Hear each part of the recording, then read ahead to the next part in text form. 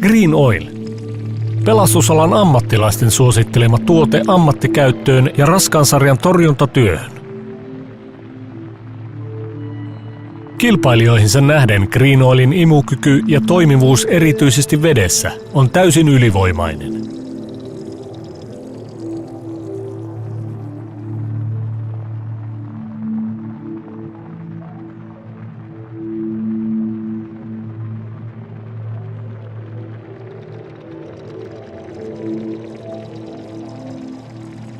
Markkinoiden kustannustehokkaimman tuotteen toimivuus perustuu useaan eri tekijään.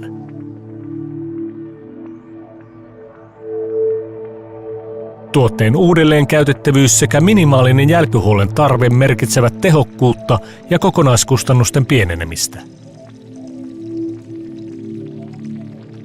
Seuraavaksi tarkempi katsaus erityyppisiin rouheisiin.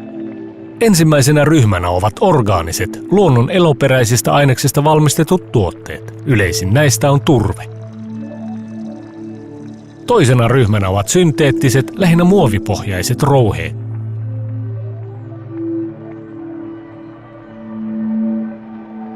Ja kolmantena ryhmänä epäorgaaniset rakeet.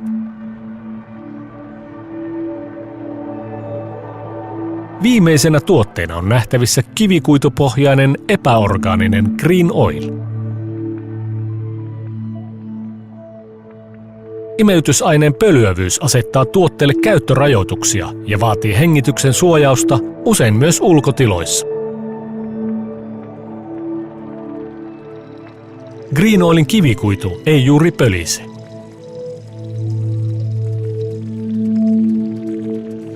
Imukykyä testaamme vaativalla toimenpiteellä, jossa 3 desilitran purkeissa on sama painomäärä imeytysainetta.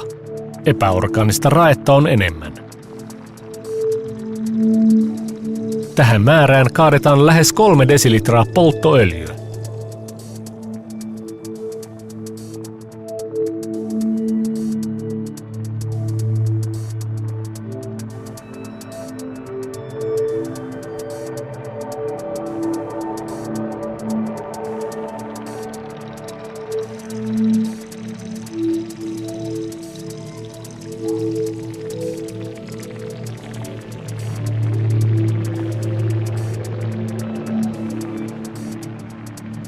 Green Oil pystyy ainoana tuotteena sitomaan kaiken öljyn itseensä.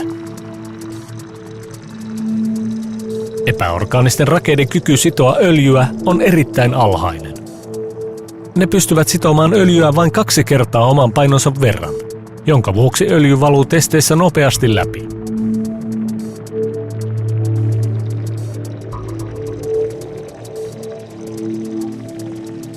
Muovipohjaiset tuotteet omavat kohtuullisen imukyvyn. Tuote ei pysty sitomaan öljyä riittävän nopeasti ja tasaisesti, vaan pinnalle jää selvä öljyfaasi. Öljy ei myöskään imeydy kaikkiin kiteisiin.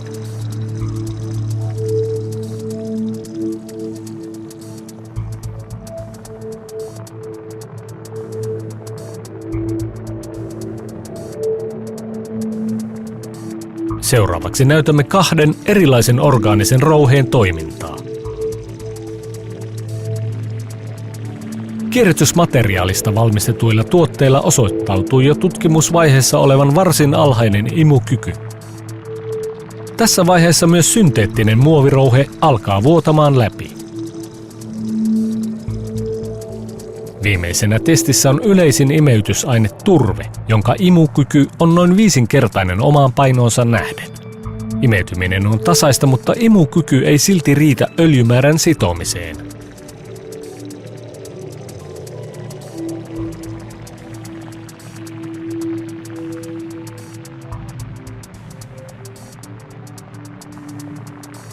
Ainoastaan Green Oil pystyy sitomaan koko öljymäärän itseensä. Tuote olisi ollut öljyn puristamisen jälkeen useita kertoja uudelleen käytettävissä. Huomioi jälkihuollon tarve. Seuraavaksi katsaus erityyppisiin mattoihin. Ensimmäisenä orgaaniset materiaalit, kuten villakangas ja pellava. Toisena synteettiset, muovipohjaiset matot. Ja kolmantena ainoa epäorgaaninen tuote, kivikuitupohjainen Green Oil. Vaativassa vesitestissä imukyky ja kelluvuus ovat keskeiset tarvittavat ominaisuudet. Muovipohjaiset matot vettyvät hetkessä, samoin orgaaniset matot. Green Oilin ylivoimainen toimivuus vedessä on selkeästi havaittavissa.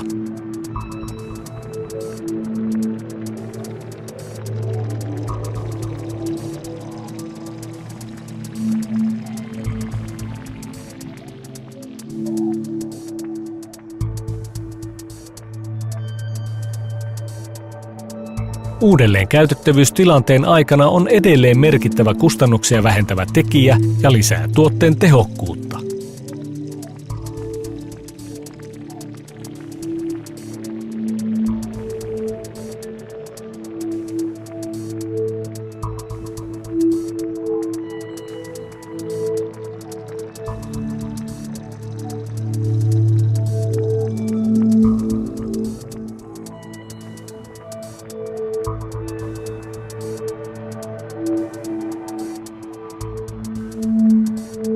Green Oililla imeyttämisen kustannukset ovat markkinoiden edullisimmat imeytettyä öljykiloa kohden.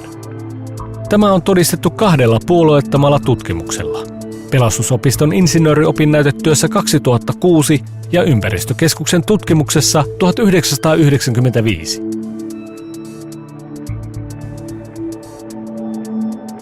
Tässä näemme erään toisen, synteettisen, muovipohjaisen ja orgaanisen maton toiminnan Green Oilin lisäksi.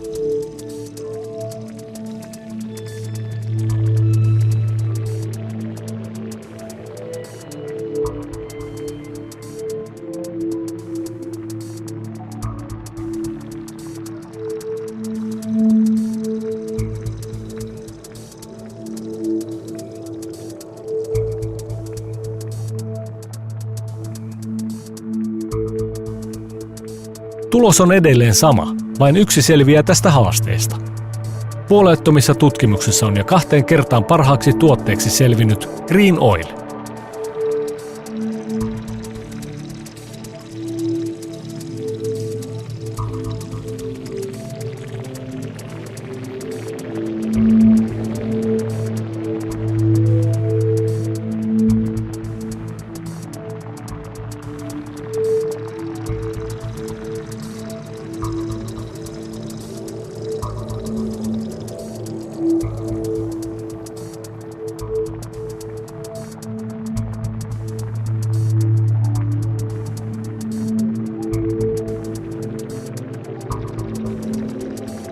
Green Oil, tutkimuksellisesti paras tuote. Suomalainen huippuinnovaatio vaativaan öljyn torjuntaan.